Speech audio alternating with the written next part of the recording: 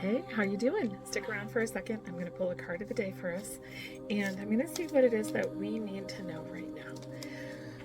That's my intention most times when I pull a card, just to see what we need in this moment that's going to help us in some way. Feels like it's this one. Peace.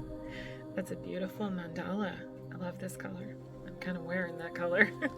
And it says, I am a being of love, and I release all negative energy. This card is very important today. It feels like you're supposed to remember that releasing negative energy part of it. Being peaceful is not something we can do 24/7. We can't always achieve it because we're going to have good moments, we're going to have bad moments. But do not contain the negative energy. Release the negative energy so that you make more space for peace.